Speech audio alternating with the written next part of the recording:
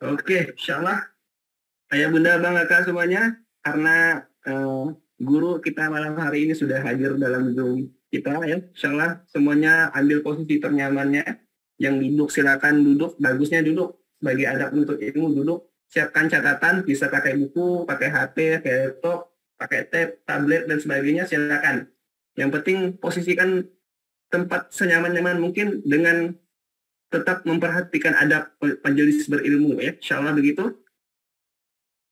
Kita langsung saja ke pembahasan utama, bahas fikih bersuci atau fikih toharoh bersama Ustadz Imam Subarja. Kepada Ustadz kami persilakan.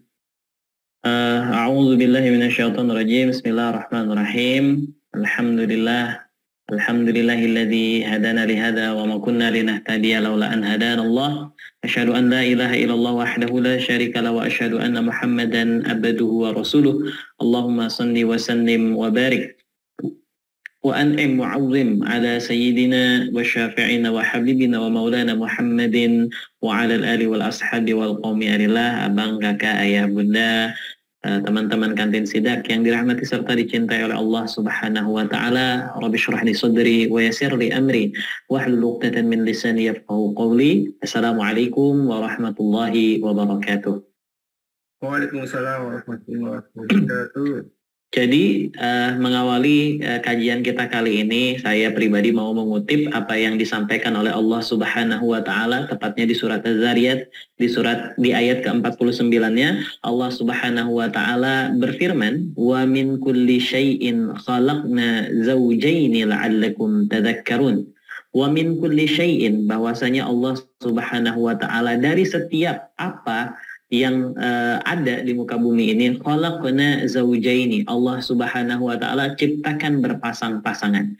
Berpasang-pasangan di sini ada yang couple, ada yang kanter. Kalau couple itu contoh ada laki-laki, couple-nya perempuan. Ada misalnya ada siang couple-nya malam. Ada juga yang kanter, ada yang baik, Allah ciptakan yang namanya kebaikan, Allah juga menciptakan yang namanya keburukan. Ada yang yang baik, yang tampilannya menarik, ada yang tampilannya tidak menarik. Maka kata Allah, wa min kulli syai'in khalaqna zaujaini. Maka kalau misalnya kita menjalani kehidupan kita hari ini, maka coba lihat hari ini apa yang kita rasakan. Apakah kita merasakan aman atau tidak aman? Apakah kita merasa tenang atau tidak tenang? Maka intinya semuanya kita pasti mau yang namanya hidup bahagia. Gimana sih caranya hidup bahagia itu? Maka kita harus mengerti dulu apa arti yang namanya bahagia itu. Yang namanya bahagia itu adalah, bahagia itu artinya kan banyak. Salah satu arti yang namanya kebahagiaan itu nyatanya datang dari yang namanya satu sumber, yaitu ketenangan. Ketenangan itu lawan katanya, zautnya, pasangannya adalah anxiety, rasa tidak nyaman. Rasa tidak nyaman ada karena perbuatan manusia itu sendiri. Nah, terus bagaimana supaya sakinah atau yang namanya ketenangan itu ada datang kepada diri kita?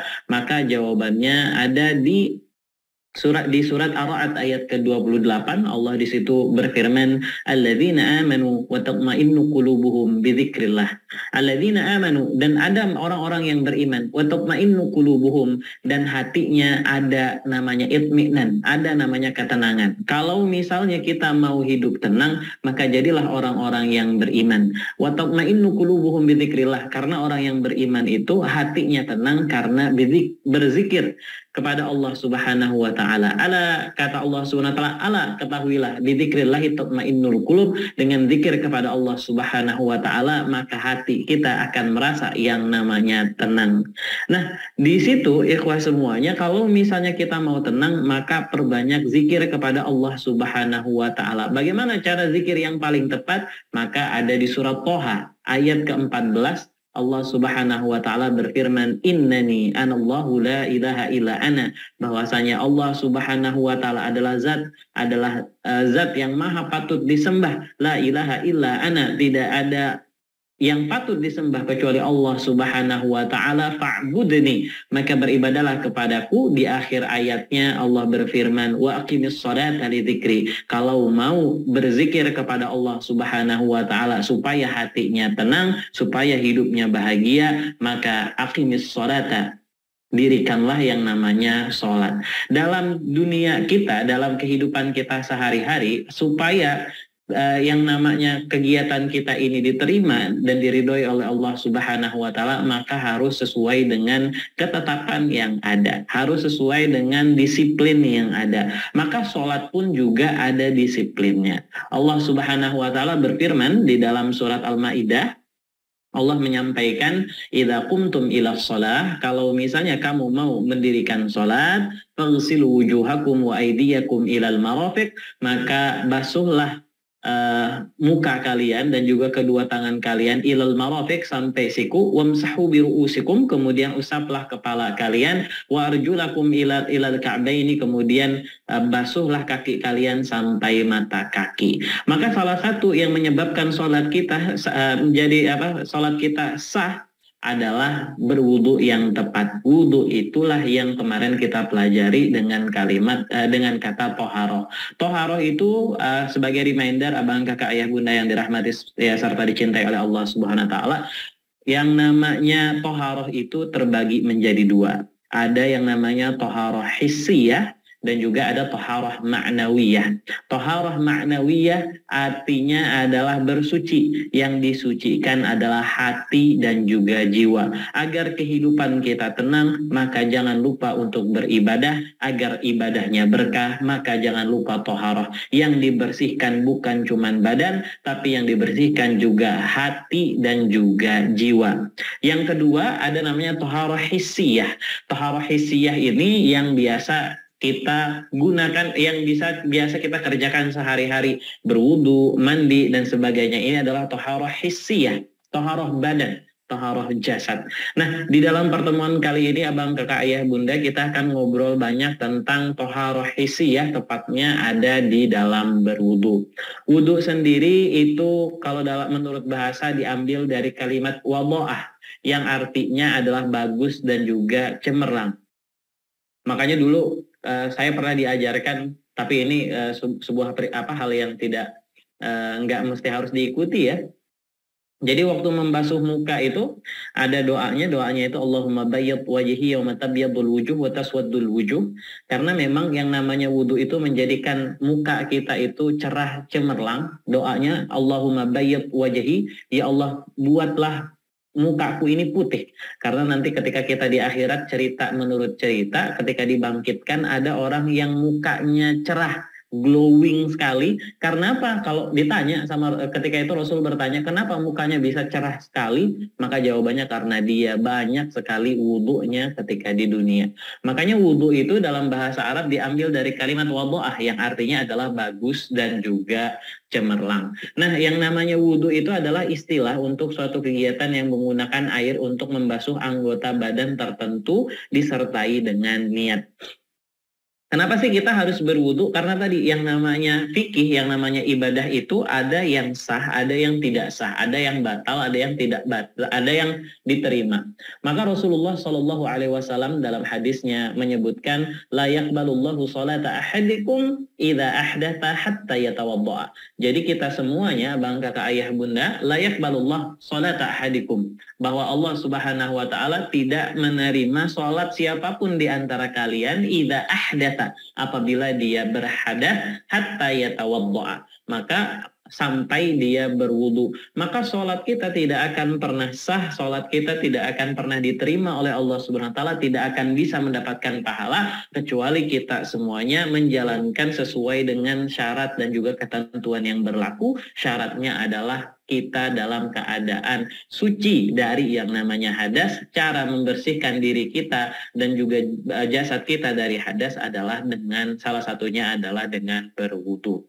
Nah, kemudian ada syarat sah berwudu. Ada 3 saja syarat sah berwudu. Yang pertama menggunakan air suci. Nah, kemarin kita sudah membahas tentang sifat-sifat air. Sifat-sifat air itu ada 5. Yang pertama air suci yang mensucikan. Yang kedua ada air suci mensucikan tapi makruh untuk digunakan, disebut air musyammas. Yang pertama tadi air mutlak, yang kedua air musyammas, yang ketiga itu adalah air yang suci tapi tidak dapat mensucikan, Yang keempat ada air yang haram untuk digunakan. Yang kelima ada air mutanajis. Sebagai gambaran kecil, kita kemarin sudah membahas tentang 5 sifat ini ya. Tapi nggak apa-apa, kita bahas ulang di sini. Jadi syarat sah wudu itu adalah ketika kita menggunakan air suci yang dapat mensucikan. Airnya namanya air mutlak. Air mutlak itu air apa? Air yang kita tampung, air yang kita ambil, air yang kita dapatkan dari sumber-sumber yang memang diturunkan sebagai rezeki oleh Allah Subhanahu wa taala. Air apa saja itu? Ada air sungai, ada air laut, ada air sumur, kemudian ada air embun, ada air salju, kemudian ada air dari mata air, dan juga dari sumber-sumber lainnya. Jadi itu adalah air mutlak yang bisa kita gunakan. Memang benar-benar rezeki dari Allah Subhanahu wa taala. Jadi syarat sah yang namanya wudhu itu ada syarat sahnya. Syarat sahnya wudhu adalah kita menggunakan air yang suci dan dapat mensucikan diri kita. Untuk syarat sah yang kedua adalah air yang kita gunakan adalah air halal, bukan air curian atau sejenisnya. Jadi tidak boleh menggunakan air yang bukan berasal atau bukan milik kita. Semuanya harus didapatkan menggunakan menggunakan cara yang halal. Kemudian sebelum kita melakukan wudhu, supaya sah wudhunya, maka hendaklah kita membersihkan apa-apa yang menyangkut atau yang dapat menghalangi air dari menyentuh kulit, terkhusus di bagian-bagian yang akan kita basuh untuk berwudhu. Tadi adalah 3 syarat sah dari yang namanya berwudhu. Yang pertama menggunakan air suci, kemudian yang kedua air yang digunakan adalah air yang halal, bukan air curian, bukan air yang haram, bukan air yang didapatkan dengan cara yang tidak baik. Yang ketiga adalah tidak adanya benda yang menghalangi kulit kita dari menyentuh air. Adapun rukun wudhu, sebenarnya kalau misalnya wudhu kita mau sah, itu cuman ada 6 saja. Yang pertama adalah niat.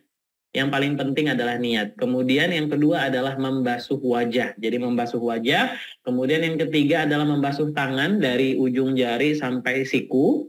Kemudian ada mengusap sebagian kepala, mengusap kepala. Yang kelima adalah membasuh kaki sampai mata kaki. Kemudian yang terakhir yang menjadi rukun sahnya wudhu adalah dilakukan secara tertib. Artinya artinya urutannya seperti itu, tidak boleh dirubah. Jadi yang pertama tadi adalah niat, kemudian membasuh wajah, membasuh tangan hingga siku, kemudian mengusap kepala, kelima adalah membasuh kaki sampai mata kaki, yang terakhir yang keenam adalah kita lakukan dengan tertib.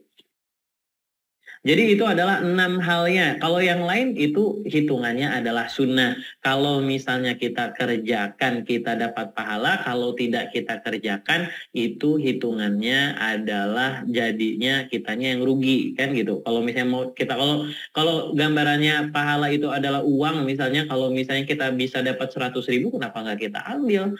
Maka itu ya, tapi yang lain itu perintilan yang lain ya, bukan perintilan. Hal-hal yang lain itu termasuk ke dalam sunnah. Jadi kalau misalnya kita lagi buru-buru dan lagi harus cepat berwudunya, maka cukup kita menggunakan 6 tadi. Niat, kemudian basuh muka, basuh tangan, mengusap kepala, basuh kaki, kemudian dilakukan dengan tertib. Cukup ini saja kalau misalnya sedang buru-buru. Tapi kalau misalnya sedang tidak terburu-buru, maka kita lakukan dengan sempurna. Bagaimana cara mengerjakan wudhu itu? Yang pertama sebagai sunnahnya adalah kita membasuh telapak tangan kita terlebih dahulu. Jadi sebelum kita berwudu, kita pastikan tangan kita sudah bersih dulu. Jangan sampai kita mau berusaha untuk menghilangkan hadas dari badan kita, kita mau bersuci dari badan kita, tapi malah jadinya terkena najis atau terkena kotoran. Maka yang pertama kita lakukan adalah membersihkan kedua tangan kita, telapak tangan kita yang kita gunakan untuk membasuh anggota badan. Jadi dalam berwudu ada 2 cara ya. Yang pertama membasuh, yang kedua mengusap. Membasuh dalam bahasa Arabnya namanya al-ghuslu. Kalau mengusap bahasa Arabnya al-mashu. Maka di surat Al-Maidah itu Allah berfirman, "Idza qumtum ila shalah", kalau qumtum ila shalah, kamu mau mengerjakan salat, faghsilu, ada ighsil artinya basuh, kemudian ada imsah artinya usap. Bedanya apa antara ighsil dan juga imsah? Apa artinya bedanya membasuh dan juga mengusap?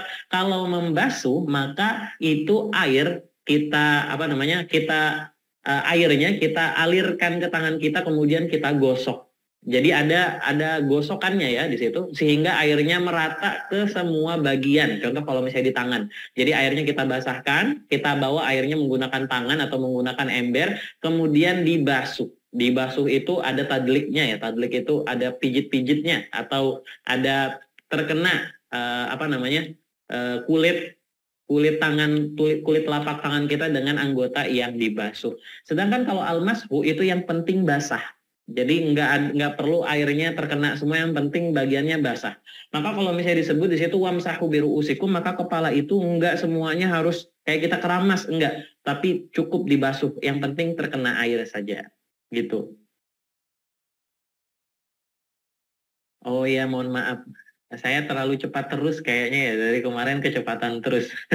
Padahal ini saya udah ngerem. Oke, nggak apa-apa. Mohon maaf sekali kalau misalnya saya kecepatan.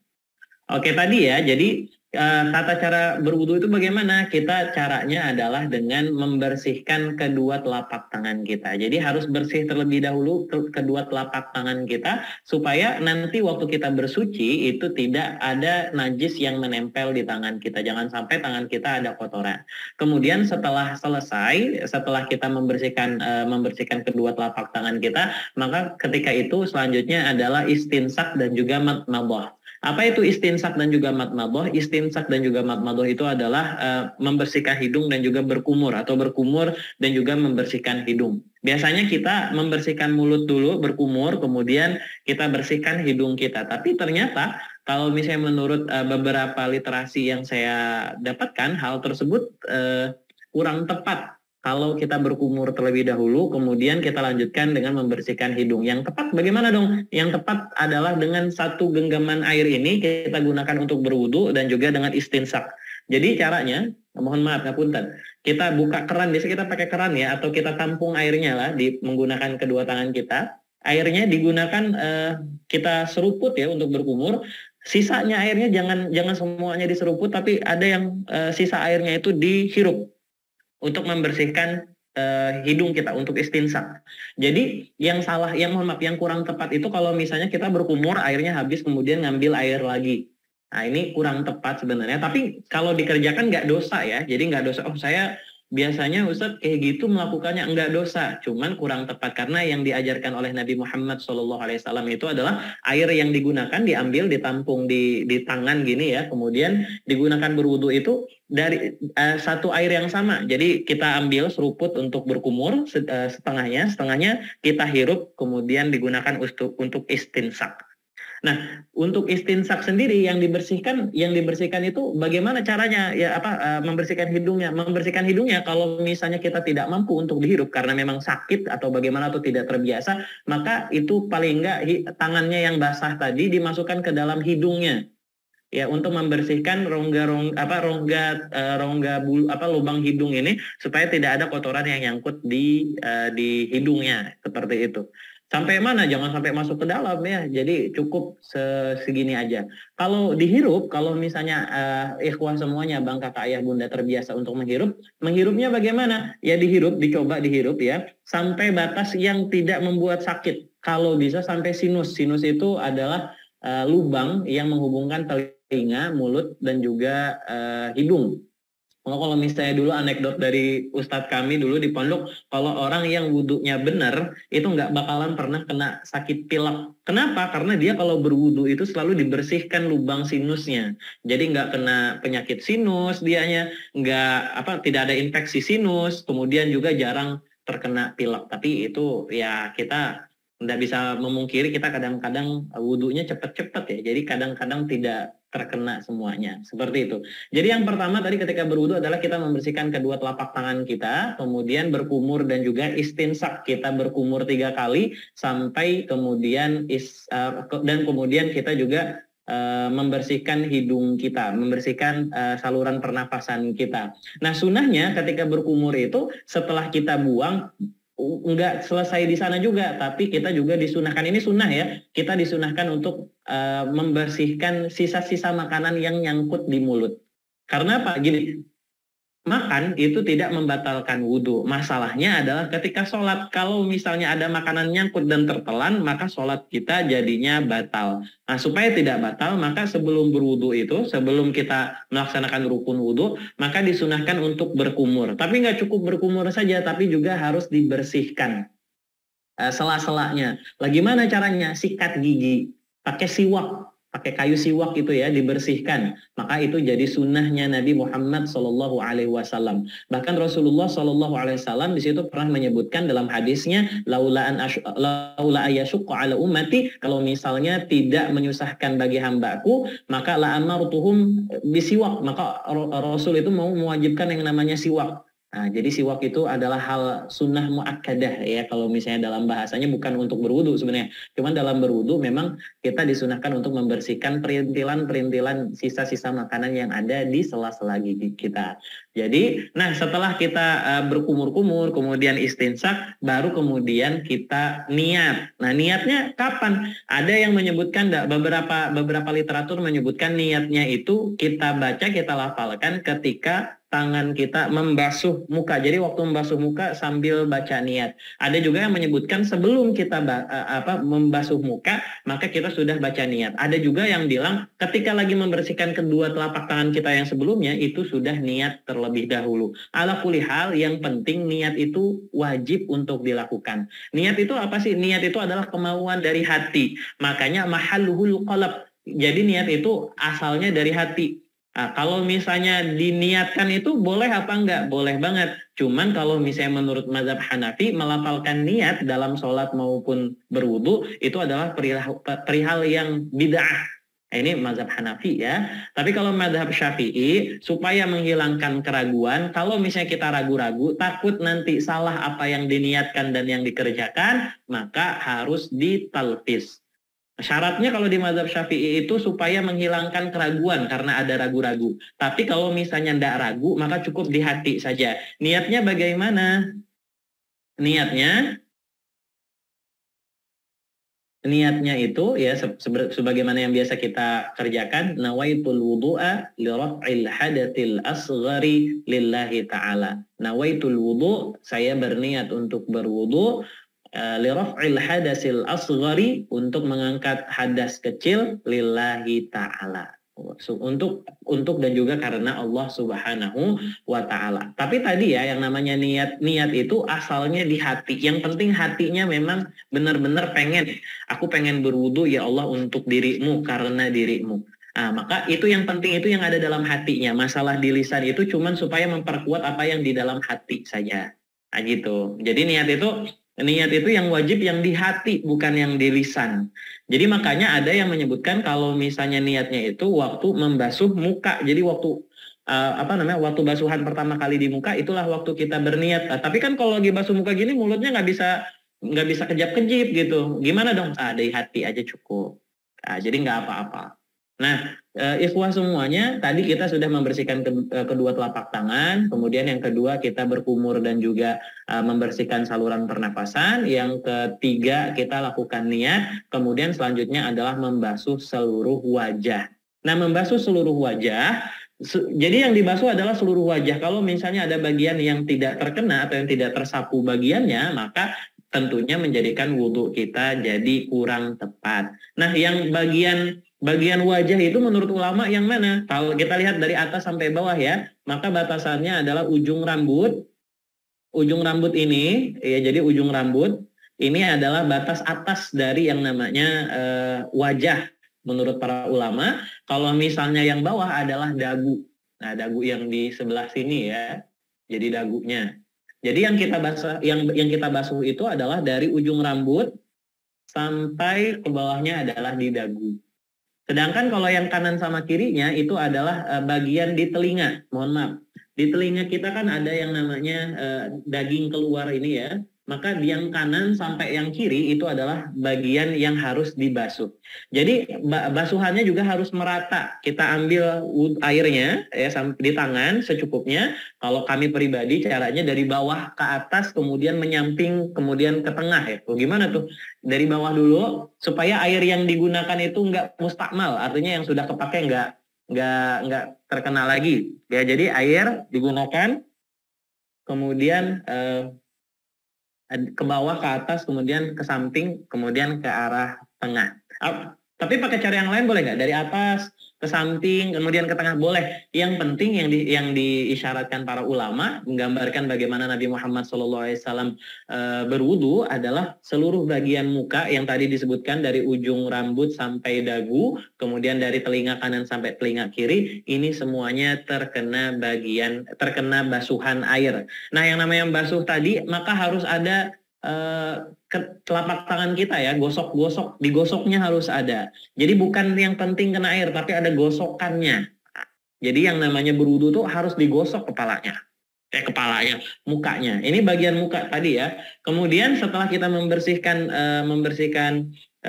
ke muka, wajah kita, maka yang kita bersihkan, yang kita basuh adalah kedua telapak tangan. Di situ di dalam ayatnya Allah Subhanahu wa taala berfirman, "Idza qumtum ila shalah faghsilu wujuhakum wa aydiyakum ilal marafiq." Di situ ada kalimat aydiyakum ilal marafiq, tangan-tangan kalian sampai yang namanya marafiq. Marafiq itu artinya adalah siku-siku, diambil dari kalimat mirfaq. Masalahnya, yang menjadi masalah menurut para ulama itu adalah yadun. Yadun, aydiyakum atau yadun, bahasa singularnya, bentuk satunya itu adalah yadun. Ini orang Arab sedikit punya perbedaan pendapat yang mana yang namanya yadun tadi. Jadi ada beberapa orang Arab menyebutkan yadun itu adalah telapak tangan dan punggung tangan. Jadi yang ini jari sampai ke pergelangan tangan itu adalah tangan menurut beberapa orang Arab. Menurut beberapa orang Arab yang lain, yang namanya tangan itu adalah telapak tangan sampai sini, ini tangan. Nah, sedangkan menurut beberapa orang lain itu yang namanya tangan itu adalah telapak tangan, kemudian tangan kita yang ini, kemudian sampai lengan. Nah, kalau mazhab Syafi'i sendiri, maka hitungannya adalah dari ujung jari sampai siku, dilebihkan sedikit. Nah, jadi kalau misalnya mazhab Syafi'i itu dia karena sangat berhati-hati ya, jadi ujung jari sampai dibasuhnya sampai siku kita dilebihkan sedikit. Boleh nggak kalau misalnya dilebihkan banyak kayak gini? Boleh aja. Tapi kalau misalnya menurut mazhab Syafi'i itu tabzir ya. Tabzir itu nggak boleh. Tabzir dan tafrid itu menurut mazhab Syafi'i nggak boleh. Makanya cukup siku sampai lebihin sedikit aja. Sampai sinilah kira-kira. Nah, caranya ini yang biasa sering kita salah itu, mohon maaf, bukan salah tapi kurang tepat.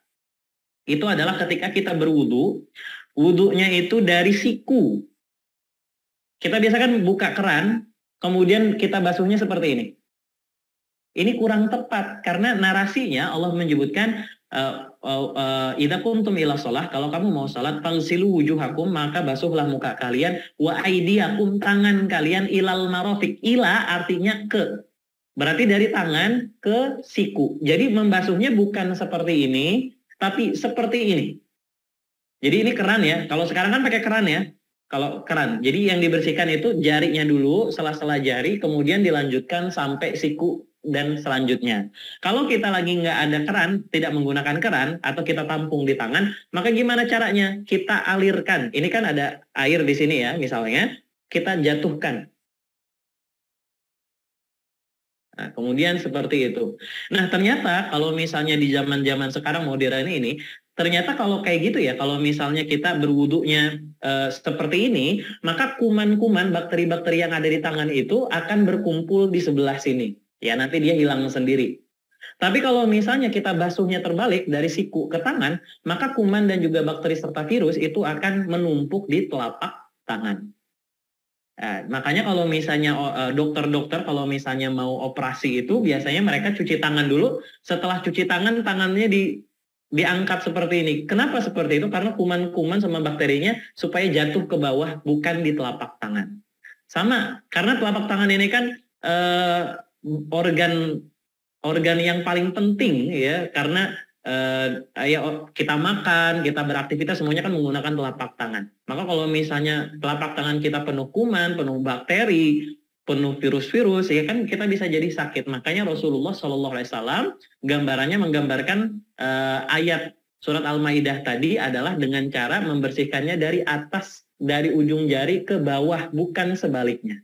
Tapi kalau ada nggak sih orang yang kalau wudhunya dari siku ke bawah boleh nggak sih? Saya tidak pernah menyalahkan. Cuman menurut kami pribadi hal tersebut kurang tepat. Jadi yang tepat bagaimana? Yang tepat adalah dari atas ya, dari atas kemudian ke bawah. Sampai kalau dalam mazhab Syafi'i siku lebihin sedikit supaya takutnya malah nggak kena, jadi harus dilebihkan sedikit. Nah setelah kita membersihkan kedua tangan kita kanan kiri ya, kemudian yang kita lakukan adalah mengusap kepala. Nah kata kuncinya adalah mengusap, bukan membasuh. Kalau mengusap artinya yang penting basah, yang penting terkena air, nggak mesti sampai harus basah. Nah, gimana caranya? Caranya adalah bukan kita tampung air kemudian kita basahkan kepala kita, tapi yang tepat adalah tangan kita dibasahkan saja. Jadi kita, kalau di keran ya, kita basahkan sampai basah tangannya, kemudian diusap di kepala. Diusap di kepala. Kalau misalnya dalam mazhab Syafi'i, ngusapnya dari depan ke tengah. Sampai sini aja. Kelihatannya sampai sana. Jadi sampai sini aja, cukup sini. Dari depan ya ke belakang. Sampai sini saja cukup. Kalau mazhab Syafi'i. Kalau mazhab Maliki itu caranya ada dua cara. Yang pertama ini tangannya basah ya, bukan kita simbur air ke kepala kita, tapi tangannya basah. Ini tangannya dari depan ke belakang. Semua kepala kena, kemudian airnya dikembalikan ke depan, dibuang. Nah itu kalau mazhab Maliki seperti itu. Itu cara yang pertama. Kalau cara yang kedua, air yang basah tadi dari ujung kepala kita alirkan, kita usap ke belakang, kemudian kita kembalikan ke depan. Setelah ke depan, airnya tadi yang ada di rambut kita, sisa-sisanya tadi diarahkan ke kuping, kemudian membersihkan kuping. Nah ini mazhabnya Maliki ada dua caranya. Yang pertama, tapi kalau mazhab Syafi'i itu sebagian saja, bukan seluruh kepala, tapi sebagian saja, cukup sampai sini saja. Di seperti ini aja sudah cukup. Bahkan menurut salah satu imam di mazhab Syafi'i menyebutkan paling tidak minimal 3 helai rambut kita itu terkena air. Nah, karena kenapa kayak gitu? Karena Rasulullah Shallallahu Alaihi Wasallam dulu pernah menggunakan imamah. Imamah itu sorban. Jadi ketika menggunakan sorban, beliau ketika berwudu sorbannya nggak dilepas, tapi sama beliau cuman rambutnya diginiin berwudunya. Dan ketika itu kalau kelihatan paling enggak minimal 3 helai rambut tuh kena. Jadi Rasul waktu berwudu, mohon maaf, mungkin pakai peci kali ya. Saya contohkan pakai peci coba. Mohon maaf sebentar ya, saya ambilkan peci.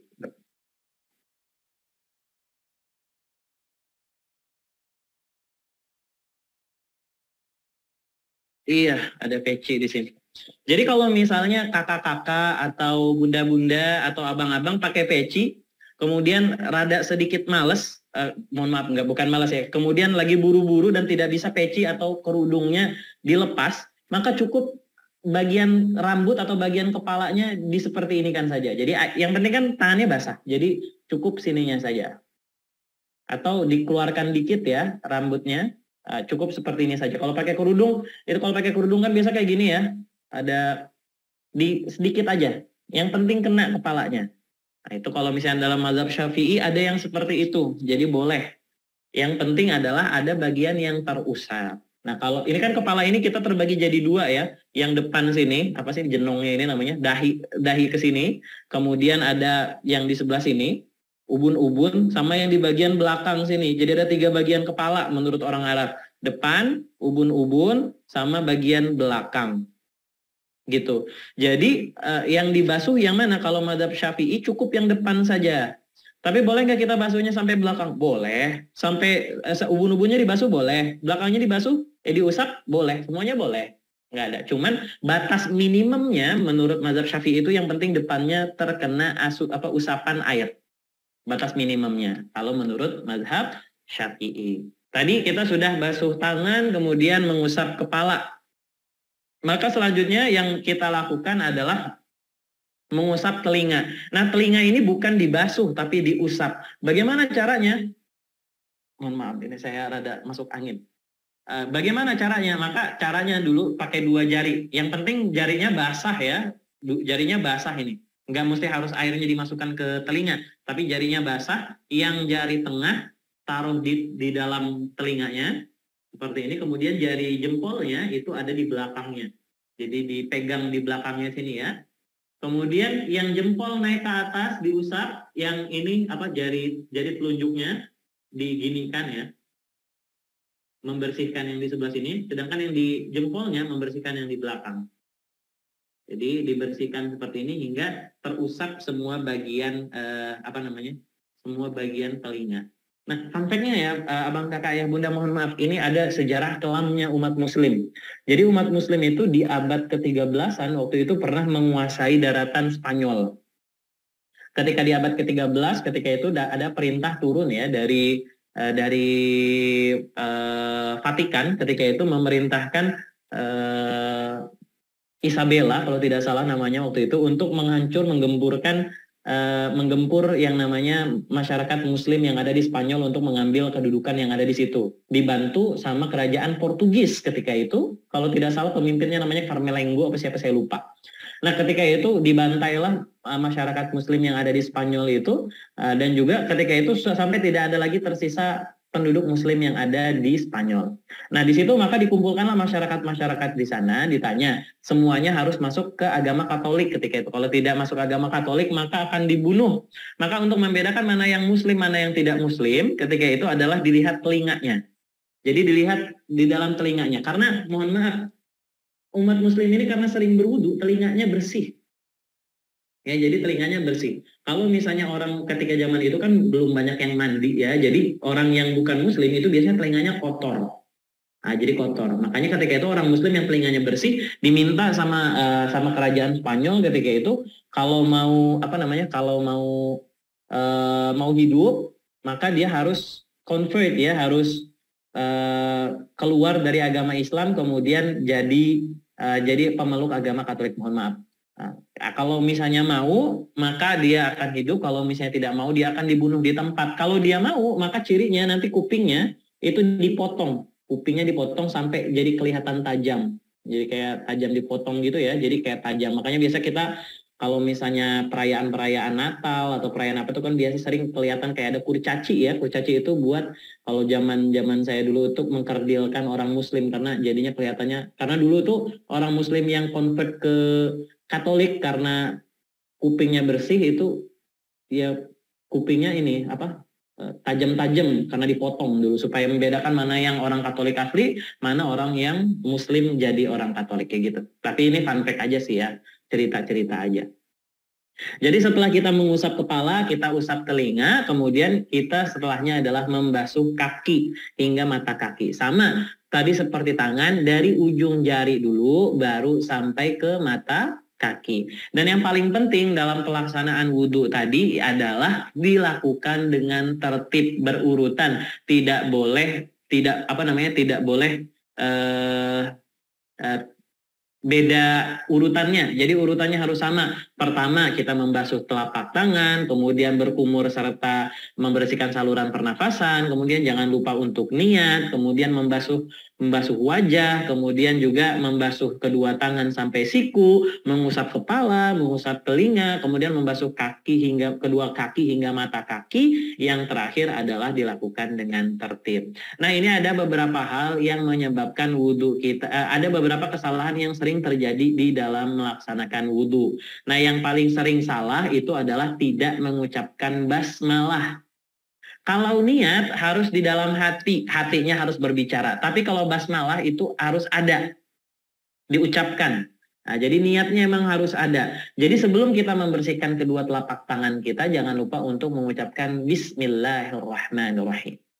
Jadi Bismillahirrahmanirrahim itu seperti pembuka di dalam sholat, tapi ini nggak wajib ya, nggak wajib. Akan tetapi ini memang beberapa kekeliruan yang sering kita lakukan. Biasa kita yang namanya wudhu itu yang penting nawaitul wudhu li rafil hadasil asghari lillahi ta'ala, kemudian basuh muka dan sebagainya. Yang kurang sehingga nilai keberkahan wudhu kita jadi kurang itu adalah kita lupa membaca basmalah ketika mau berwudhu. Jadi yang benar, yang tepat itu adalah Bismillahirrahmanirrahim. Kemudian kita bersihkan kedua tangan kita, berkumur dan juga membersihkan saluran hidung, kepala hingga terakhir seperti itu. Jadi kita jangan lupa mengucapkan basmalah.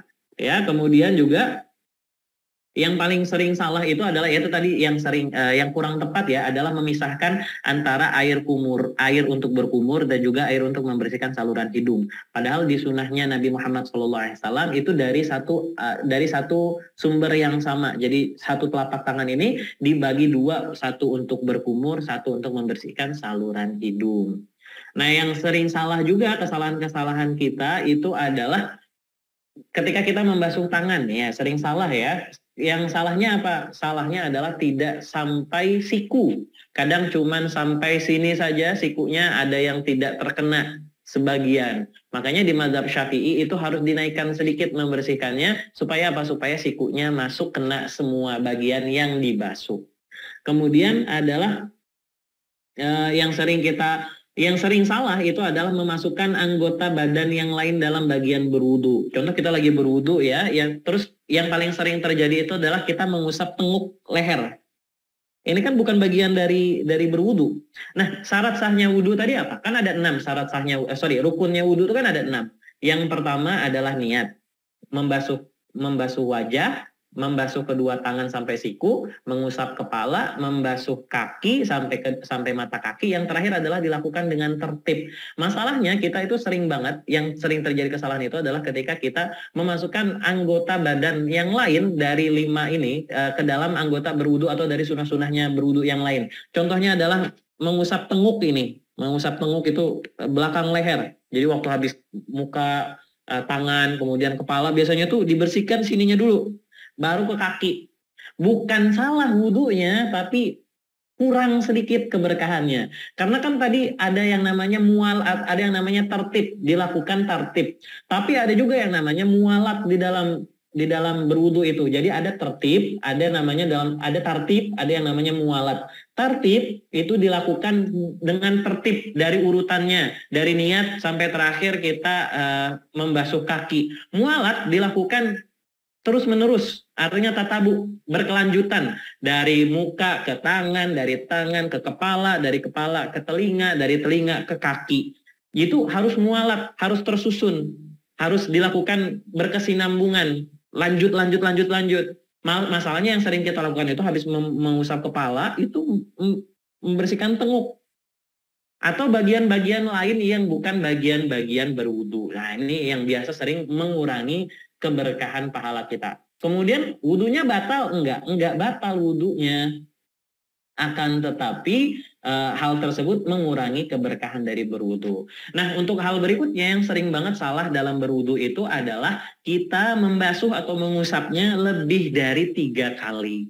Jadi gini, kalau misalnya dulu kita diajarin di SD kan kita basuh muka 3 kali, tangan 3 kali, kepala kita usap 3 kali, kemudian telinga 3 kali, kemudian membasuh kaki 3 kali. Itu sebenarnya benar tapi kurang tepat. Ya, jadi 3 kali itu bukan sebuah keniscayaan yang harus dilakukan. Yang pasti yang harus dilakukan itu adalah merata bagiannya. Jadi wajah kita terkena air, dibasuh dengan air, kena gosokan tangan kita semua. Sekali boleh, 2 kali boleh, 3 kali boleh. Itu yang paling penting. Tapi maksimal 3 kali, nggak boleh lebih dari 3 kali. Nah, seperti itu ya. Jadi kalau misalnya muka sekali, tangan 2 kali boleh. Nggak apa-apa. Bukan semuanya harus 3 kali. 3 kali itu adalah batas maksimum. Lebih dari 3 kali jadinya makruh. Karena Rasulullah SAW tidak suka melihat ada hambanya atau ada hambanya Allah Subhanahu Wa Taala yang melakukan tabzir maupun tafrid seperti itu. Tadi ada yang nanya, bukankah mengusap tenguk sini masuk sunnah wudu? Enggak masuk sunnah wudu. Itu gambaran kita aja, enggak ada masuk tenguk ini jadi sunnah wudu. Mungkin ada ya, cuman saya yang enggak pernah menemukan literatur yang membahas tentang itu. Masalah sering mungkin ini saya salah baca atau bagaimana, tapi biasa dari beberapa literatur yang saya baca malah ini yang bikin keberkahan wudunya berkurang. Bukan salah, tidak menyebabkan wudu kita batal, cuman ya tadi mualatnya jadi kurang, ada yang salah gitu di sana, ada yang miskonsep di sana. Kemudian yang selanjutnya yang paling sering salah atau yang beberapa kesalahan yang terjadi di dalam wudhu kita adalah membiarkan ada penghalang di kulit. Jadi kita biarkan penghalang di kulit. Penghalang di kulit itu nggak mesti harus tato doang, nggak mesti harus coretan pulpen misalnya atau apapun. Yang sering salah itu adalah kuku panjang. Nah, jadi ini sering salah ya. Mohon maaf sekali. Kuku panjang itu menghalangi kulit. Jadi di bawah kuku kita itu kan ada kulit ya, ada kulitnya. Ini juga harus masuk bagian yang dibersihkan ketika kita berwudu. Masalahnya kalau misalnya kukunya panjang, itu air tidak bisa masuk ke sela-sela, kadang tidak masuk ke dalam sela-sela jari kita, bawah kuku ini ya. Nah itu dia, ini bukan berarti wudhunya, sekali lagi, bukan berarti wudhunya batal, tapi mengurangi keberkahan dari yang namanya berwudhu tadi. Maka kalau misalnya kita mau wudhunya jauh lebih berkah, pastikan seminggu sekali minimal kuku jarinya dipotong. Kebetulan hari ini hari Jumat ya, sunnahnya tadi pagi itu menuju sore adalah kita membersihkan jari-jari kita, memotong jari-jari kita, memotong kuku jari kita ya, bukan semuanya dipotong tapi yang bagian panjang saja. Kenapa sih harus dipotong? Supaya berkah wudhunya, karena di bagian bawah kuku ini ada kulit yang harus terkena air dan juga terkena basuhan dari untuk berwudhu seperti itu. Dan yang paling sering terjadi dalam kesalahan berwudhu itu adalah boros dalam menggunakan air. Boros dalam menggunakan air itu enggak bagus. Makanya kalau misalnya kata Allah Subhanahu wa taala di dalam surat Al-A'raf yang kalau diterjemahkan, makan, minumlah dan jangan berlebih-lebihan. Maka ya berarti kita jangan sampai berlebih-lebihan menggunakan air pun jangan sampai berlebihan. Maka kalau yang sering banget terjadi itu gimana? Kalau misalnya kita buka kalau kita wudhu pakai keran itu biasanya kerannya ngalir terus tapi kita masih basuh. Jadi airnya banyak yang terbuang. Ini yang bikin yang kalau disebut dalam bahasa fikihnya itu tafrit ya, buang-buang, boros air seperti itu. Mungkin Ustadz Acit cukup di situ dulu ya kita bahas nih, kayaknya banyak banget yang nanya, mungkin kita bahas satu-satu kali ya. Kita cukup di sini, nanti kalau misalnya ada waktu boleh nanti kita masuk ke materinya mandi tayamum kemudian mandi wajib seperti itu. Tapi kayaknya cukup dari sini. Mungkin kalau misalnya ada pertanyaan kita boleh tanya jawab dulu aja. Mungkin itu yang bisa kami sampaikan. Kalau misalnya ada yang salah dari yang kami sampaikan, saya mohon maaf sekali karena yang sempurna hanya Allah Subhanahu wa taala. Kadang Allah Subhanahu wa taala itu memperlihatkan lemahnya manusia untuk menggambarkan betapa mahanya Allah Subhanahu wa taala. Pun kalau hari ini ada yang khilaf dari yang saya sampaikan, ada yang salah dari yang saya sampaikan, saya mohon maaf, mohon dikoreksi. Karena ya saya juga masih belajar sama kayak ikhwah semuanya, tidak ada yang 100% benar, pasti ada salahnya manusia itu. Mungkin itu yang bisa kami sampaikan. Wabillahi taufiq wal hidayah wa ridho wal inayah. Syukran jazakumullah khairan katsiran. Assalamualaikum warahmatullahi wabarakatuh. Waalaikumsalam warahmatullahi wabarakatuh. Insyaallah. Bentar. Insyaallah. Sepertinya memang nggak cukup. Dua ini kayaknya nggak cukup juga ini Ustaz pertemuannya. Butuh 3 atau 4 pertemuan mungkin bahas fikih toharoh ya, karena ada beberapa cara bersuci, ada yang pakai air, ada wudhu dan tayamum dan sebagainya. Insyaallah di sini mungkin langsung biar nggak terlalu larut ya. Ada 6 orang yang angkat tangan pengen bertanya langsung sepertinya. Tapi aktifin dulu ya kameranya ya, bunda-bunda dan kakak-kakak yang ingin bertanya langsung. Ini nanti saya sesuaiin dengan urutan yang angkat tangan. Nah kalau Kak Muhabbah bisa diaktifin, nah ini udah. Kita mungkin diusahain ngabisin semua pertanyaan yang ingin bertanya langsung dulu. Karena begitu, karena di kolom chat juga lumayan udah saya pilah-pilah juga beberapa pertanyaan. Ini silakan langsung dari Kak Muhabbah ya. Silakan Kak, mic-nya boleh diaktifin. Assalamualaikum warahmatullahi wabarakatuh. Waalaikumsalam warahmatullahi wabarakatuh. izin Silakan. bertanya Ustaz. Kan biasanya wanita tuh bermakeup ya. Itu wudunya itu bagaimana? Apakah harus dibersihkan terlebih dahulu atau boleh kita langsung berwudu? Terus yang kedua, ukuran air yang bersuci itu kan dua kula ya. Itu ukurannya seberapa gitu loh. Biar kita tahu itu ukuran 2 kulanya itu seperti apa. Terus yang ketiga, berwudu di toilet itu kan tadi kata Ustaz kalau misalnya baca basmalah itu harusnya dilafalkan. Nah kalau di toilet itu apakah tetap kita harus melafalkan, sedangkan itu kan tempat yang kita tidak boleh menyebut asma Allah. Terima kasih, syukran. Wan, siap. Boleh ditampung dulu ya dari kakak siapa ini tadi? Kakak Muhabbah. Kak Muhabbah. Oke, boleh yang lain dulu kita tampung ya, mungkin 2 atau 3 orang dulu, Ustaz Aceh. Oke, siap. Izin kita remove dari spotlight ya, Kak Muhabbah. Ini lanjut ke Bunda Yanti Marlenia. Silakan Bunda, mic-nya diaktifin. Mic-nya coba. Oke, sudah. Ya, Assalamualaikum warahmatullahi wabarakatuh. Izin bertanya Ustazah, kalau kita nih udah berwudu, terusnya puasa ya, mungkin jadi terlanjur tadi mau makan dikit jadi makan banyak gitu ya, itu kita wudu lagi apa enggak ya? Kalau mau sholat misalnya mau puasa. Nah, gitu aja sih pertanyaan. Tadi ada pertanyaannya udah ada yang sama, jadi itu aja yang nggak sama. Iya. Udah ya Bunda ya, 1 berarti ya.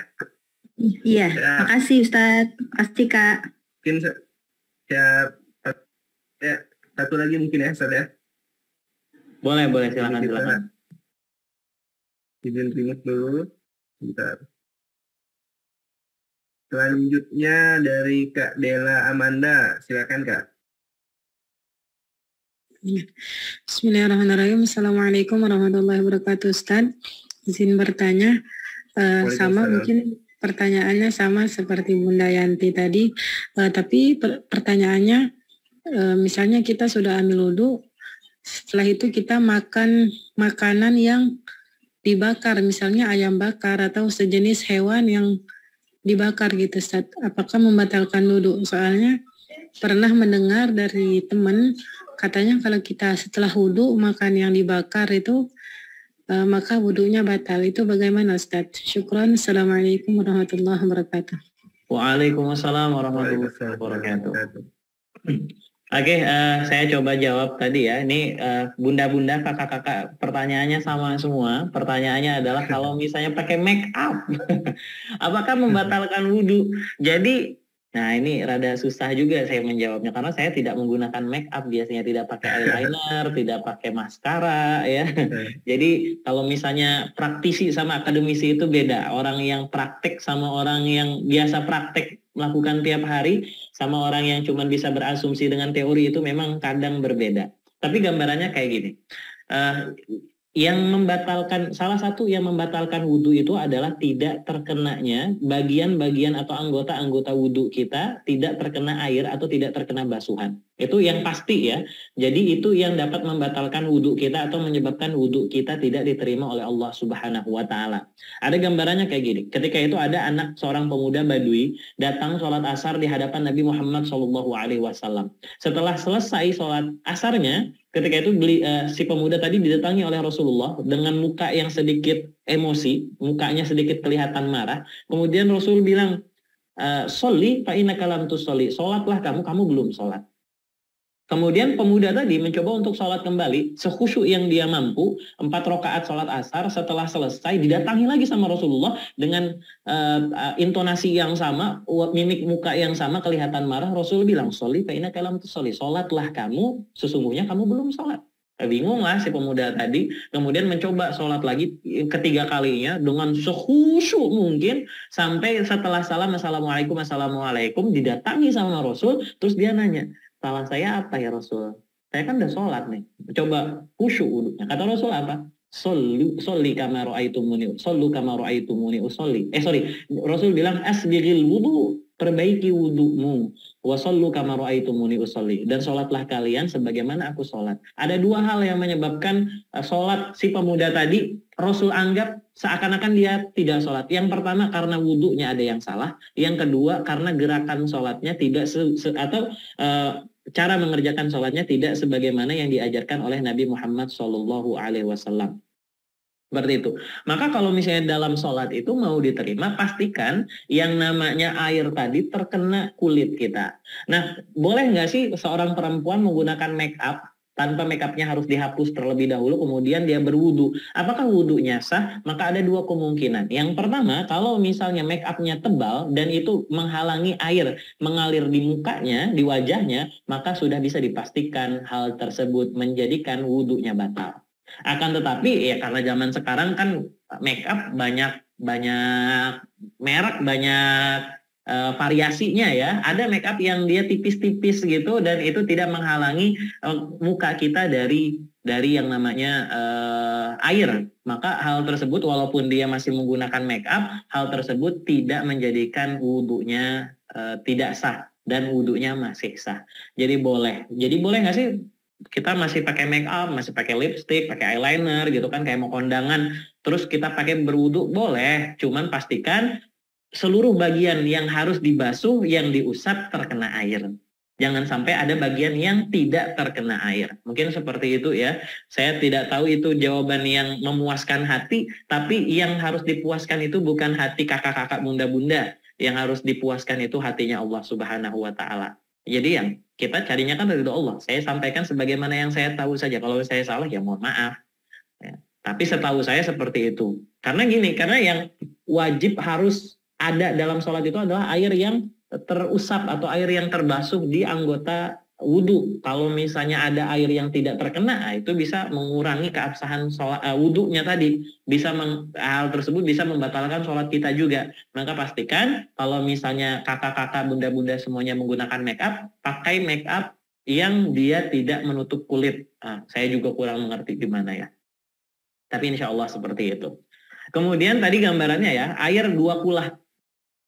Air 2 kulah itu sekitaran 216 sekian liter. Jadi 216 sekian liter itu 2 kulah. Tapi air 2 kulah itu bukan batas minimum air suci. Jadi kalau misalnya kita bersuci airnya harus 216 liter. Enggak gitu konsepnya. 216 liter itu atau 2 kulah itu adalah batas minimum tempat kita nyimpan air. Kan air hujan, kita tadah nih air hujan nih, terus kita simpan kan, kita endap, kita simpan itu, kemudian supaya airnya tidak terkontaminasi dengan, kalau terkontaminasi sama najis tinggal kita buang najisnya saja, maka pastikan airnya lebih dari 2 kulah.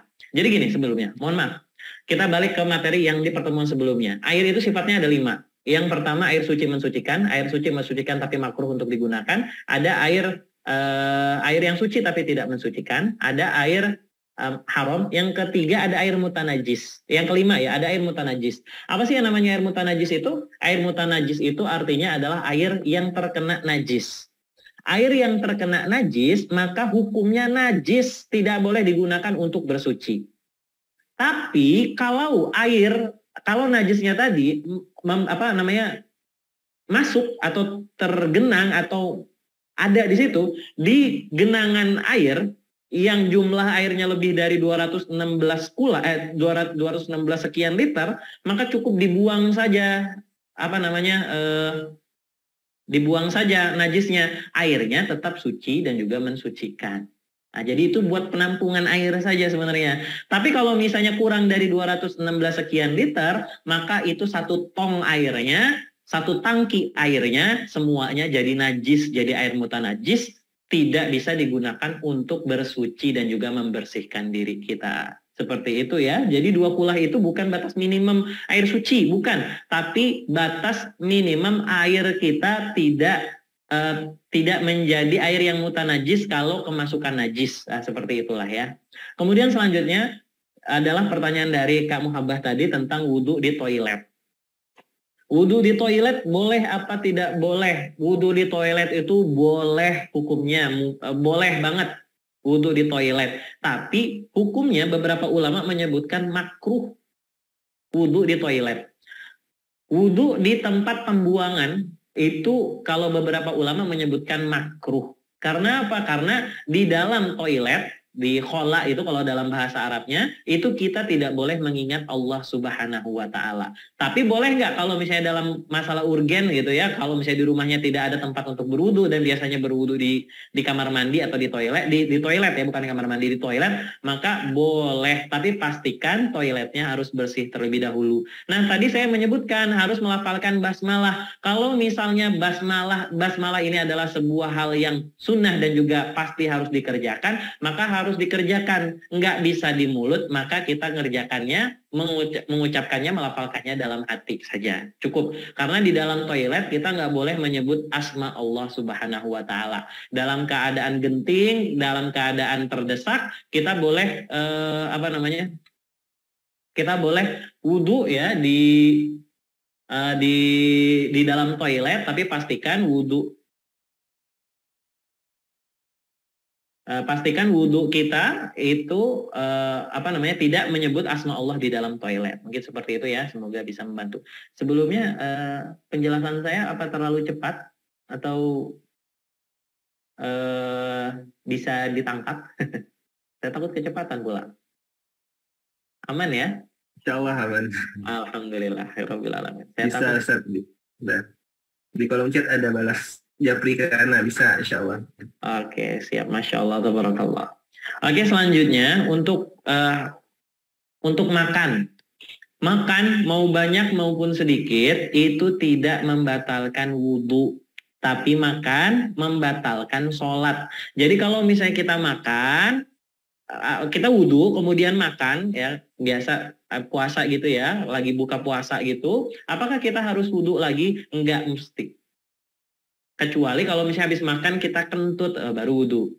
Tapi kalau makan saja, maka makan dan juga minum, mau makan apapun itu, maka tidak membatalkan wudhu kita.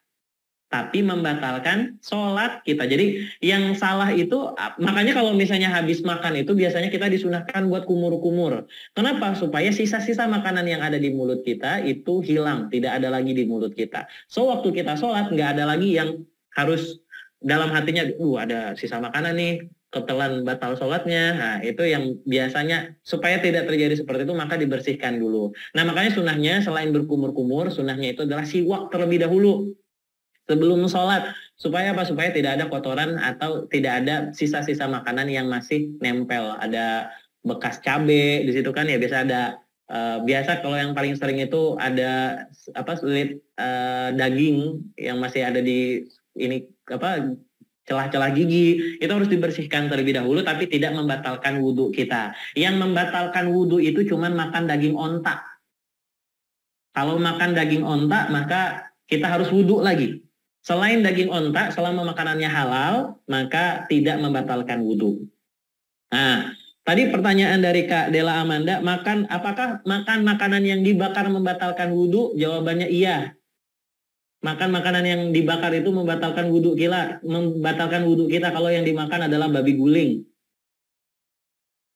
Itu batal wudhunya ya. Karena apa? Karena najis, harus dibersihkan dulu najisnya. Tapi kalau misalnya ayam bakar, ikan bakar, cumi-cumi bakar, maka tidak membatalkan wudhu.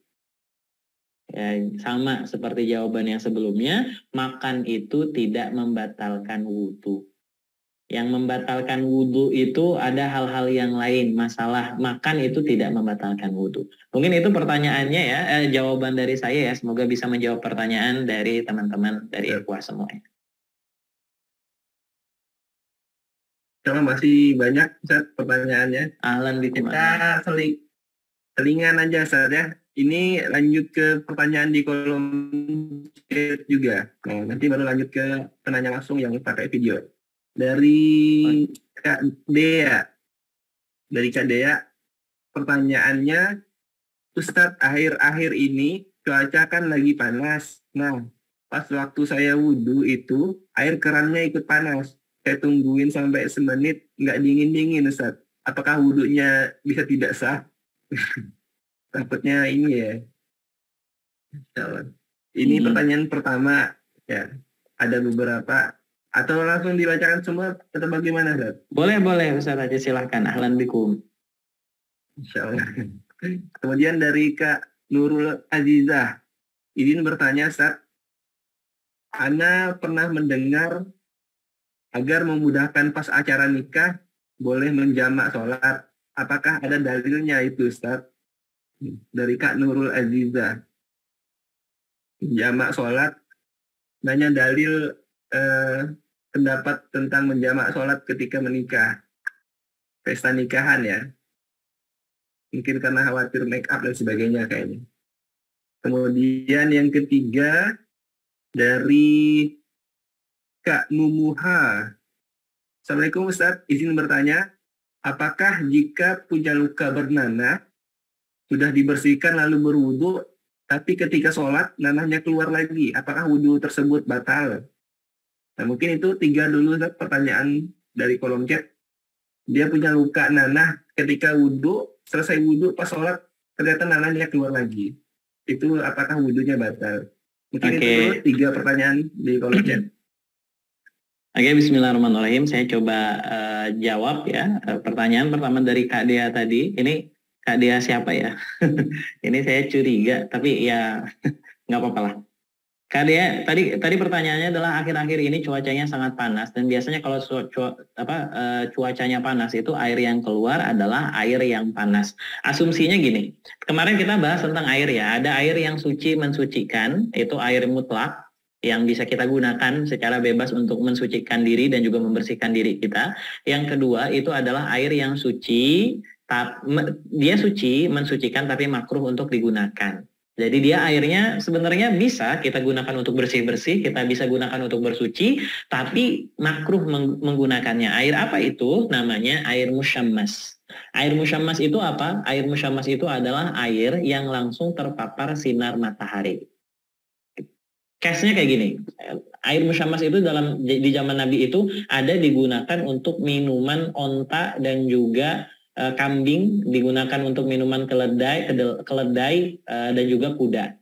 Jadi kalau dulu kan, kalau di zaman Nabi kan nggak ada tuh yang namanya Honda, nggak ada yang namanya Toyota, nggak ada yang namanya Daihatsu. Jadi biasanya pakainya kuda, onta, keledai, ya pakainya gitu. Maka kalau lagi ke pasar, kalau lagi datang ke masjid kan diparkir.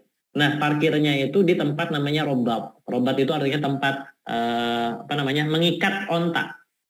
Namanya rabat. Nah, di rabat itu biasanya disediakan air minum. Nah, air minumnya itu karena nggak ada atap zaman itu ya, nggak ada atap seperti sekarang, maka airnya langsung terpapar sinar matahari. Nah, air inilah yang disebut sebagai air musyammas. Bagaimana kalau misalnya air di dalam tangki? Nah, air di dalam tangki itu kan tertutup. Karena dia tertutup, maka bukan air musyammas menurut saya pribadi. Gitu. Tapi kalau misalnya abang kakak ya bunda ragu, maka tunggu sampai dingin. Tapi kalau misalnya nggak dingin airnya digunakan saja, silahkan. Airnya tidak menjadikan wudhu kita batal. Airnya tetap suci dan juga mensucikan. Karena yang makruh untuk digunakan itu adalah air musyammas yang dia langsung terpapar sinar matahari tanpa ada penghalang. Jadi kalau misalnya bayangkan ini adalah air, ini langsung kena sinar matahari. Jadi airnya terkena sinar matahari langsung, maka itu yang air musyammas. Atau menggunakan di dalam air yang di dalam tangki yang transparan, misalnya kayak botol air ya, kayak botol air gini. Kalau misalnya botol air kemudian langsung terpapar sinar matahari, maka air di dalamnya menjadi air musyammas. Tapi kalau misalnya dia tertutup menggunakan tangki oren, menggunakan tangki hitam, menggunakan tangki air kalau misalnya di Pontianak biasanya di dalam tanah, maka itu bukan air musyammas karena dia di tempat yang tertutup, tidak langsung terpapar sinar matahari. Jadi bukan air musyammas. Jadi ya tidak apa-apa, airnya masih boleh digunakan. Seperti itu. Jadi nggak apa-apa. Walaupun tetap panas ya, nggak apa-apa. Kemudian selanjutnya, ini pertanyaan dari Kak Nurul Azizah, itu pernah mendengar bahwasanya kalau pas acara akad nikah atau walimah, itu boleh untuk menjamak sholat. Ini saya pribadi belum bisa menjawab, karena ini saya pun di beberapa literatur sedikit susah membacanya, karena antara satu sama lain punya pandangan yang berbeda. Ada yang bilang boleh, ada yang tidak boleh. Tapi kalau kami pribadi, di sini harus kita lihat dulu. Apa sih yang menyebabkan Allah Subhanahu wa Ta'ala membolehkan kita untuk menjamak yang namanya sholat? Ada yang pertama adalah ketika kesusahan. Jadi ketika kita sulit kesusahan ini kalau biasanya terjadi ketika safar, yang dimana hal tersebut tidak bisa kita hindari. Nah, jadi boleh kita jamak sholatnya. Kalau nikah, apakah dia termasuk hal yang dapat menyebabkan sholat kita dijamak? Nah, ini saya kurang tahu, karena kalau misalnya dilihat dari dalil khitabnya, dilihat dari pembahasan penyebabnya, itu tidak disebutkan seperti itu. Cuman saya kembali lagi tadi menjelaskan, saya belum bisa menjawab pertanyaan ini. Boleh nanti Ustadz Aceh kalau mau, nanti saya mau diskusi dulu sama beberapa teman saya, alumni Gontor juga, apakah hal tersebut diperbolehkan atau tidak diperbolehkan. Karena saya takut juga kalau mau jawab ini, takut nanti salah seperti itu. Jadi lebih baik saya diskusikan dulu kira-kira ya. Walaupun ini pertanyaan yang paling sering ditanyakan, tapi saya sedikit takut kalau misalnya mau menjawab menurut apa yang saya pahami. Karena banyak sekali, karena beberapa kali saya baca, beberapa kali saya lihat video gitu, antara satu sama yang lain itu punya beda pendapat, dan biasanya itu punya referensi yang sama-sama kuat. Coba saya cari mana yang lebih arjah ya di antaranya. Saya mohon izin minta waktunya. Nanti kalau misalnya ada waktu kembali, masih diberikan kesempatan oleh Allah SWT, nanti kita bahas insya Allah. Nah, mohon maaf ya, nanti insya Allah kita bahas yang lain. Kemudian tadi ada pertanyaan yang terakhir ya dari kolom komentar tadi. Ada kalau kita punya luka, punya nanah, sudah kita bersihkan ketika berwudu, kemudian sholat keluar lagi, apakah membatalkan sholat kita karena hal tersebut adalah najis? Benar, darah dan juga nanah itu adalah najis, dan ketika kita sholat kita semuanya harus bersih dari yang namanya hadas dan juga najis. Tapi apakah sholatnya jadi batal? Sholatnya enggak batal, karena darah dan juga nanah tadi sudah berusaha kita bersihkan tapi tetap keluar. Jadi hukumnya kalau dalam bahasa fikihnya namanya ma'fu anhu, artinya dimaafkan. Jadi ada beberapa najis-najis itu yang dimaafkan, artinya najisnya tidak perlu dibersihkan sebagaimana kita membersihkan najis-najis yang biasanya. Yang pertama adalah najis yang kita tidak tahu. Contoh kita lagi sholat tiba-tiba ada kotoran cecak jatuh di sini, kita nggak tahu, kita tahunya baru setelah sholat, maka itu tidak membatalkan sholat. Ya, itu kemudian adalah secara biologis itu adalah milik kita dan tidak bisa dihindari dari kita. Ketika kita luka, ketika bernanah gitu, itu kan najis ya. Tapi dia keluar terus dan tidak bisa dihindari, maka itu tidak membatalkan wudu maupun tidak membatalkan sholat kita. Jadi masih sah. Karena apa? Karena ya tidak bisa dihindari, jadi tidak apa-apa. Ya, kalau dalam kaidah usul fikih namanya umumul balwa, sesuatu yang tidak bisa kita hindari, maka ya dikerjakan saja hal tersebut. Nah, seperti itu. Itu mungkin bisa menjawab pertanyaan dari pertanyaan terakhir tadi ya dari kolom komentar. Mungkin itu yang bisa saya sampaikan. Jazakumullah khairan katsiran. Barakallahu fikum. Ya, Masya Allah. Jazakallah khairan pada saat bentar. Mungkin masih kira-kira masih mau dilanjutin nggak nih, Sat? Pertanyaannya, Sat? Ya, boleh silahkan. Ahlan bikum. Selama saya bisa jawab. Masya Allah. Kita maksimalin paling lama 15 menit lagi ya. 9:45 insya Allah kita udah selesai kajiannya insya Allah. Kita coba maksimalin dulu menjawab beberapa pertanyaan dari jamaah. Ini ada dari Kak Baik Yulianti. Nah silakan Kak Baik ya, Masya Allah. Assalamualaikum warahmatullahi wabarakatuh. Waalaikumsalam warahmatullahi wabarakatuh. Pertanyaannya, bagaimana cara bersucinya wanita yang lagi istihadah? Apakah cukup dengan wudhu saja atau harus mandi dulu sebelum sholat? Gitu.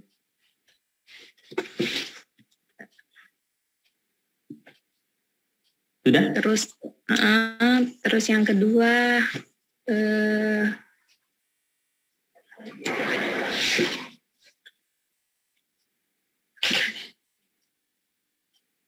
udah diwakilkan tadi ada sama pertanyaannya tadi.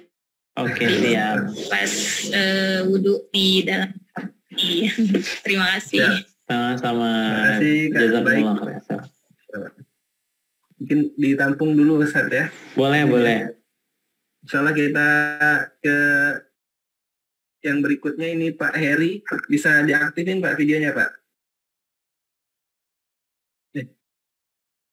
Pak Heri, Pak Rizal.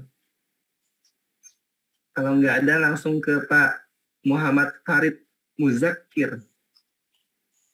Nah ini kalau bisa dihidupin dulu videonya Pak Farid Muzakir atau Pak Heri Fahrizal.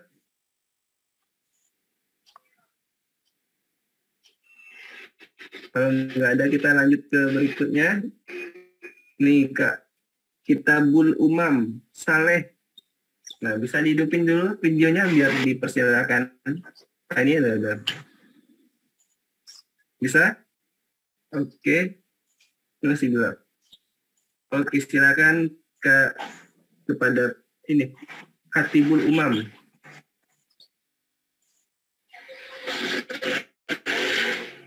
Bismillahirrahmanirrahim. Assalamualaikum warahmatullahi wabarakatuh, Ustaz. Waalaikumsalam warahmatullahi wabarakatuh.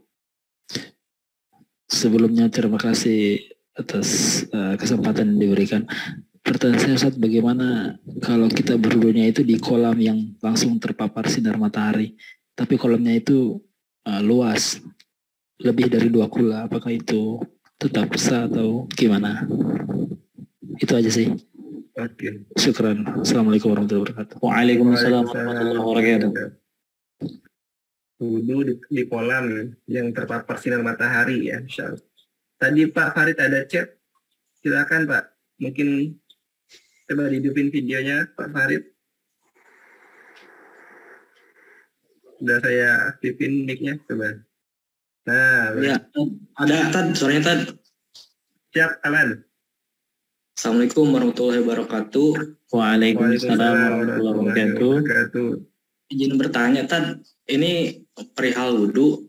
Kalau misalkan kita ngebasuh siku, tangan sampai siku ya Tad, terus ada tetesan air yang jatuh bekas dari kita ngebasuh muka Tad, itu hukumnya gimana ya? Apa kita balikan lagi wudhunya? Apa gimana? Terus yang kedua, untuk bersiwak sendiri Tad, saya pernah ngelihat di masjid, ada yang bersiwak sebelum sholat, lalu siwaknya itu dimasukkan ke kantong Tad. Itu gimana ya? Apa bersih, masih suci kah bajunya? Apa enggak?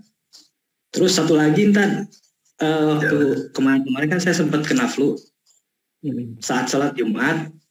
Nah, lendirnya itu turun Tad. Jadi saya mau ngelap gini, boleh apa gimana Tad ya? Buat dilap ke baju gitu, biar enggak ini. Nah segitu aja Tad. Terima kasih. Assalamualaikum warahmatullahi wabarakatuh. Waalaikumsalam warahmatullahi wabarakatuh. Oke, ini saya coba jawab ya. Pertanyaan yang pertama ini tadi dari Kak Baik. Ini lumayan berbobot sekali ya. Saya sedikit jarang lupa karena laki-laki ini jarang membahas. Jadi dalam perempuan itu punya keistimewaannya. Kalau laki-laki biasanya itu untuk mandi besar atau mandi wajibnya itu karena satu sebab, yaitu keluarnya air mani dari alat kelamin ya. Kalau perempuan ini ada banyak halnya. Satu karena jima, kemudian karena satu hal yang lainnya yang sering menjadikan seorang perempuan itu wajib mandi wajib itu pertama adalah haid, yaitu luruhnya menstruasi lah bahasa kita ya. Kemudian yang kedua adalah nifas. Nifas itu adalah darah ketika keluar saat melahirkan, darah yang keluar saat melahirkan atau pasca melahirkan. Dan satu lagi namanya istihadah. Istihadah itu apa? Istihadah itu adalah darah yang keluar tapi darahnya adalah darah penyakit, bukan darah menstruasi. Jadi kalau menstruasi itu kan darah normal karena luruhnya dinding rahim yang tidak dibuahi. Kalau istihadah itu adalah terus-menerus keluar darah setelah masa haid yang ada, itu darah penyakit. Kalau istihadah apakah dia harus mandi wajib atau apakah dia harus mandi wajib atau nanti dia cukup menggunakan wudhu saja. Maka di sini kalau misalnya disebutkan, kalau misalnya beberapa ulama di sini banyak sekali berbeda pendapatnya, tapi kita ambil gambaran luasnya adalah satu, tetap harus mandi wajib, tapi mandi wajibnya boleh nanti. Nah, jadi terus gantinya apa? Gantinya berwudu saja cukup. Jadi cukup berwudu nanti, kemudian tapi tetap harus mandi wajib nantinya. Nah, seperti itu. Semoga tidak salah jawaban saya ya. Sejauh seingat saya sih kayak gitu. Saya juga ada beberapa bawa buku di sini tadi sambil buka-buka. Kalau darah istihadah itu emang selalu ada ya, susah untuk tidak ya, maksudnya ada lah yang terkena seperti itu, maka cukup dengan berwudu saja. Jadi nggak pakai mandi wajib, tapi mandi wajibnya tetap harus dilaksanakan, tapi nanti boleh seperti itu. Semoga tidak salah. Coba nanti saya carikan referensi yang lebih ini ya, atau saya nanti tanyakan beberapa ustazah saja, karena saya untuk fikih wanita ini rada sedikit kurang paham, karena kalau secara teori saja sering banget dipelajari, masalahnya secara praktik kan tidak pernah. Jadi takutnya ada beberapa khilaf dari apa yang saya sampaikan seperti itu. Tapi sejauh yang saya tahu, istihadah itu cukup diganti dengan wudhu saja. Kemudian pertanyaan selanjutnya adalah bagaimana kalau misalnya kita berwudhu di kolam yang dia terkena langsung paparan sinar matahari, terus airnya lebih dari 2 kulah. Nah, yang 2 kulah ini adalah air, ini gambarannya adalah air mutanajis ya, air yang terkontaminasi najis 2 kulah ini. Sedangkan musyammas ini syai' akhar, sesuatu yang berbeda. Jadi boleh nggak sih kita mandi di kolam, bersuci dan juga membersihkan diri kita di kolam yang langsung terpapar sinar matahari? Boleh banget. Ya, gambarannya analoginya sama kayak seperti sungai, sama seperti danau, sama seperti laut, kan dia langsung terpapar sinar matahari. Tidak makruh juga untuk digunakan. Yang makruh itu adalah air yang ditampung, air yang kita tampung, kita bawa, kemudian terpapar sinar matahari yang jumlahnya kecil, maka itu jadi menjadikan hal tersebut menjadi makruh. Semoga bisa menjawab pertanyaan dari Ustadz Khatibul Umam tadi ya. Kemudian pertanyaan selanjutnya ada dari Bang Farid Muzakir ya. Kemudian tadi pertanyaannya adalah ketika kita membasuh tangan kita sampai siku, kemudian ada jatuh sisa air yang ada di wajah kita. Apakah hal tersebut menjadikan wudhu kita batal? Nah, ini pendapatnya kayak gini ya, keren banget pertanyaannya. Jadi air sisa dari berwudhu itu tidak bisa digunakan untuk bersuci kembali. Namanya air mustakmal, air yang sudah digunakan untuk bersuci tidak bisa digunakan untuk bersuci kembali. Makanya kenapa kalau misalnya di mazhab Maliki itu kalau misalnya air usapan kepala itu harus dibuang, karena airnya kan biasanya kan masih tersisa di kepala. Supaya tidak tersisa di kepala airnya dan tidak menghalangi air yang baru untuk masuk, makanya harus dibuang menurut mazhab Maliki gitu. Tapi kalau misalnya kita lagi berwudu kemudian ada tetesan air jatuh ke sini, gimana hukumnya? Ma'fu anhu, tidak apa-apa, tidak mengurangi keberkahan dari berwudu kita. Jadi silahkan dilanjutkan saja. Yang salah itu adalah air yang digunakan di kepala ini, air yang digunakan berwudu di wajah kemudian dipakai untuk membersihkan tangan, itu yang salah. Kalau misalnya air tetesan-tetesannya saja yang jatuh, itu tidak apa-apa, jadi nggak ada masalah. Kemudian masalah siwaknya, kemudian sebelum sholat bersiwak, kemudian waktu masuk sholat siwaknya masukin ke dalam kantong. Apakah bajunya jadi kotor? Apakah bajunya jadi tidak bersih? Maka jawabannya enggak, karena sisa makanan itu bukan najis. Yang najis itu kotoran manusia, air seni manusia, bangkai binatang, atau kotoran-kotoran yang lain ya. Tapi kalau misalnya bekas sisa makanan yang menempel di mulut kita kemudian tersangkut di siwak, itu bukan najis, maka tidak menyebabkan pakaian kita jadi kena najis, enggak ya. Air liur manusia itu najis enggak? Air liur manusia itu tidak najis selama dia sadar. Tapi kalau misalnya ketika tidur terus ngiler, nah itu yang najis. Iler kita yang waktu iler waktu tidur itu yang najis. Tapi kalau misalnya lagi sadar gini kemudian kita keluar air liurnya, itu bukan najis. Atau kita salivanya dia diambil ya sampelnya gitu, waktu kita masih sadar kayak gini, itu nggak najis. Yang najis itu waktu lagi tidur, menurut beberapa ulama seperti itu ya. Nah kemudian apakah ingus itu najis? Ingus itu nggak najis. Boleh nggak waktu kita sholat terus ngusap melerannya boleh, nggak apa-apa. Karena itu bukan najis, tidak mengurangi keberkahan sholat dan juga tidak membatalkan sholat kita. Mungkin itu yang bisa kami sampaikan, Ustaz Acid. Jazakumullah khairan katsiran teman-teman yang sudah bertanya. Alhamdulillah, mungkin penutup tadi ya. Insya Allah kita tutup pertanyaannya karena juga mengingat waktu semakin larut ya. Mungkin di sini jam 9.42, nggak tahu di tempat yang lainnya mungkin sudah ada yang lebih dari 1 jam lewat dari kita, udah jam 10-an, jam persingkat kajian malam hari ini. Nah, untuk ayah bunda, abang kakak semuanya yang ingin bertanya lagi, saya ada buat grup untuk khusus jamaah kantin tidak. Izin saya share dulu linknya sebentar.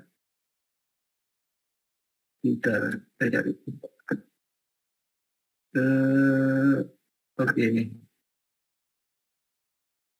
Silakan join di grup kantin sidak kalau ada pertanyaan-pertanyaan yang masih tertinggal ya, belum sempat bertanya, masih ada kejanggalan di hatinya yang pengen ditanya tapi malu di ruang Zoom, mungkin pengen bertanya langsung bisa join dulu di grup, nanti Japri Anwar boleh, atau bertanya langsung di grup juga nggak apa-apa, nanti disampaikan ke Ustadz Imam Subarja seperti itu. Insya Allah linknya sudah dikirim di kolom chat.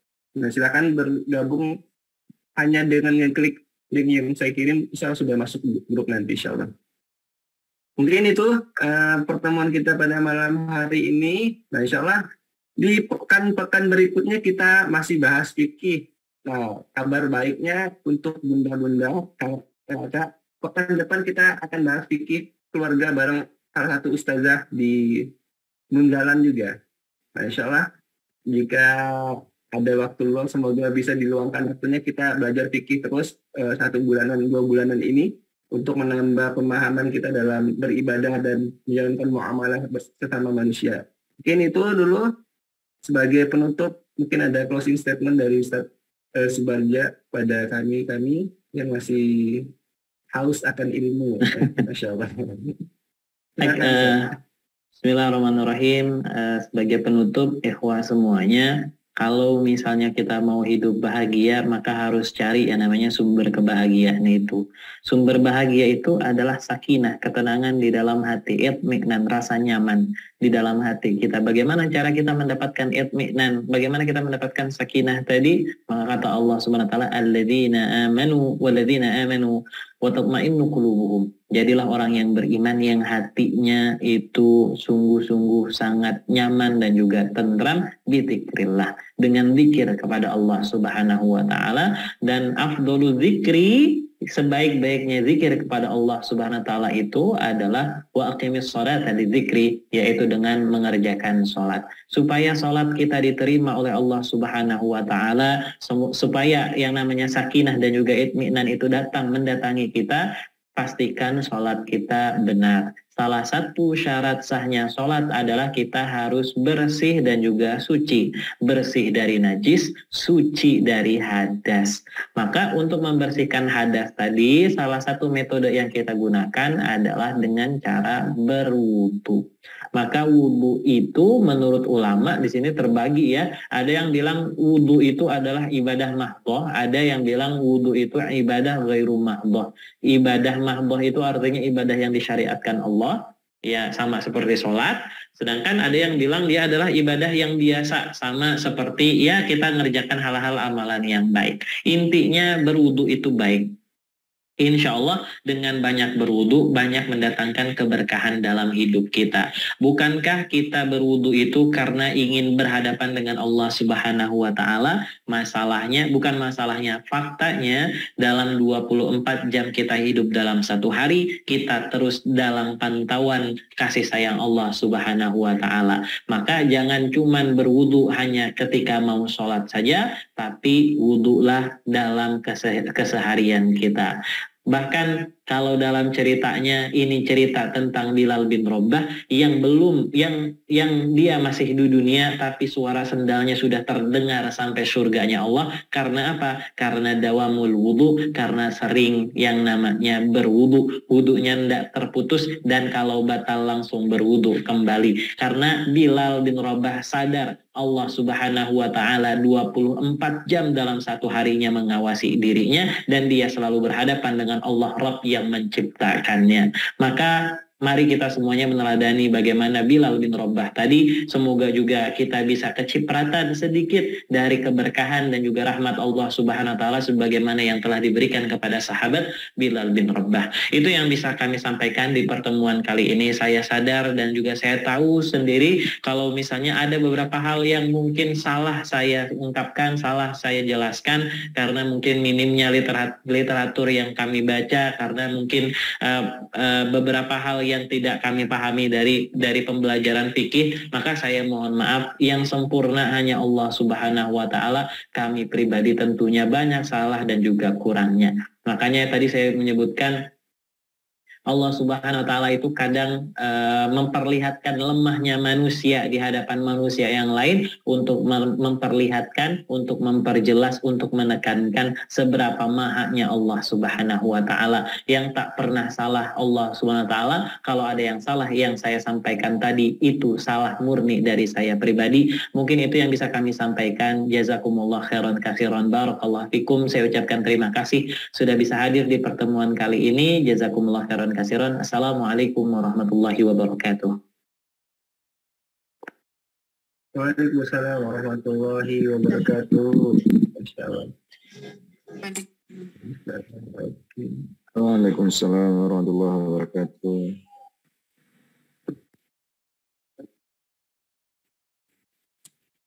Oke.